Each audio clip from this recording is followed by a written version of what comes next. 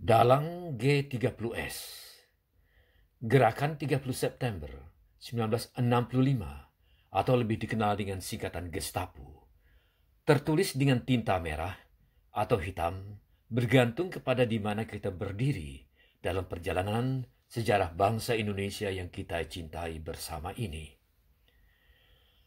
Pertanyaan apakah Soeharto tahu atau tidak akan terjadinya peristiwa G30S di tahun 1965 tersebut tidak akan bisa terjawab karena tokoh-tokoh yang terlibat langsung dalam peristiwa besar ini membawa rahasia mereka masing-masing ke liang kubur.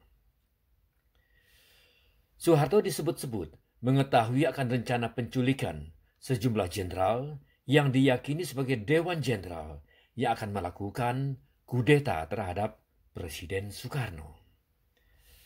Kontroversi ini timbul karena dari pengakuan Soeharto sendiri menimbulkan tanda tanya besar karena ia memberikan keterangan yang berbeda di bukunya Soeharto, Pikiran, Ucapan, dan Tindakan Saya bersama Ramadan KH dan Dwi Payana dibandingkan dengan wawancaranya bersama majalah Jerman Der Spiegel. Ketika diwawancarai Der Spiegel pada tanggal 19 Juni 1970, Soeharto mengatakan ia memang ditemui Kolonel Latif di Rumah Sakit Pusat Angkatan Darat beberapa jam sebelum kejadian tersebut. Meskipun bertemu, Soeharto menegaskan bahwa Kolonel Latif tidak memberikan informasi apapun.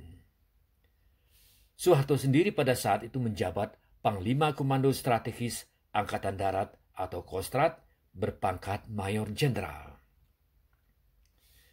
Sedangkan di dalam buku Soeharto, Pikiran, Ucapan, dan Tindakan Saya, Soeharto mengatakan bahwa ia hanya melihat Kolonel Latif dari kejauhan dan tidak ada interaksi atau pertemuan malam itu.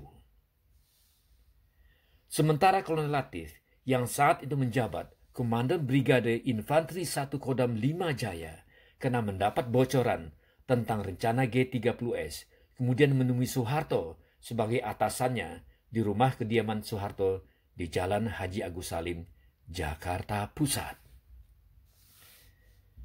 Jadi Kolonel Latif bertemu Soeharto 2 kali sebelum terjadinya peristiwa G30S yang mengubah arah perjalanan sejarah modern bangsa Indonesia.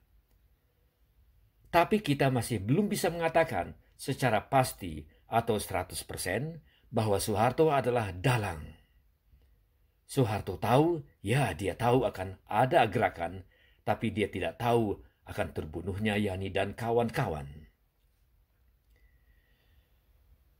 Seperti kata Profesor Salim Said di dalam bukunya, dari Gestapo ke Reformasi, sulit sekali untuk mengetahui secara pasti siapa dalang dari G30S karena banyaknya aktor yang ikut bermain di belakang layar. Wallahu alam.